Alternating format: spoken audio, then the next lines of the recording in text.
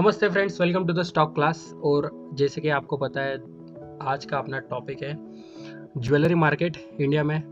अगर आप सोचते हो ज्वेलरी मार्केट कितना होगा इंडिया का, 1 लाख, 2 लाख, 3 लाख करोड़, नहीं फ्रेंड्स। ज्वेलरी मार्केट से 9 लाख करोड़ का, जो जीडीपी में कंट्रीब्यूट करता है ऑलमोस्ट 7%। और इस पे जो लगभग 5 मिलियंस जो पीपल है निर्भर करते हैं। तो इनके लिए बेनिफिट्स क्या क्या है, सरकार जो स्टेप्स ले रही है ये प्रॉफिटेबल हो सकती है कंपनी के साथ। गवर्नमेंट का अच्छा खासा सपोर्ट है इनको, स्कीम भी अच्छी अच्छी है इनके लिए, मैन्युफैक्चरिंग यूनिट्स के लिए। देन ड्यूटी वगैरह रिवाइज होती रहती है और टैक्स इंसेंटिव मिलता है स्किल डेवलपमेंट के लिए। तो बेसिकली वही स्टॉक है फ्रेंड्स आज का ज्वेलरी सेक्टर में।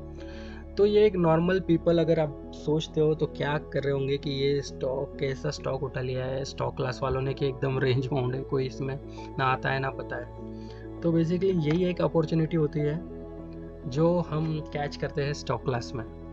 तो आप देख रहे हो 2 लाइंस खींची है मैंने, एक रेड और एक ग्रीन।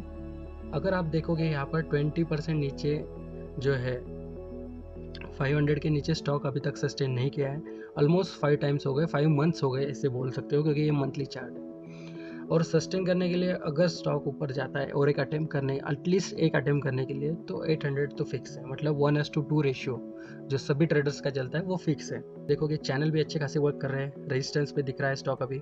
और अगर ऊपर शूट होता है तो आपको पता है कितने परसेंट आपको मिलने वाले हैं।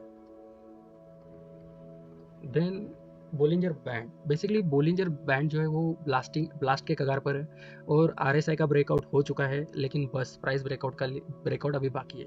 तो इसी वजह से स्टॉक क्लास और मेरी टीम पूरा बुलिश है ज्वेलरी के ऊपर, स्पेशली ये स्टॉक के ऊपर।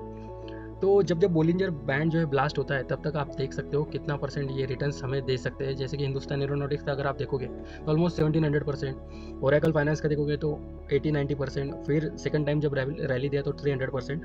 तो ये बोलिंजर बैंड के साथ हो सकता है फ्रेंड्स कि जब ब्लास्ट होगा तो इतना ये रिटर्न्स हमें दे सकता है। और अगर आप देखोगे यहाँ पर तो आपको पता चलेगा कि बोलिंजर बैंड जो है वो अभी ब्लास्ट यहाँ पर कर सकता है। अगेन आरएसआई ब्रेकआउट है डेली चार्ट्स पर भी, और रेजिस्टेंस देखोगे तो वही है 800 रुपीज़। फिर से रेजिस्टेंस पे स्टॉक हमें दिख रहा है एवी वेब पर। और अगर आप देखोगे सबसे ज़्यादा वॉल्यूम्स भी यहीं पर आए हैं, जो कि 500-600 के करीब है। देन असेंडिंग ट्रायंगल बन रहा था, उसका ब्रेकआउट हो चुका है। कि अगर हम प्रोमोटर्स की होल्डिंग देखेंगे तो वो है 83%। एफआई अगर आप देखोगे तो वो है 0.65।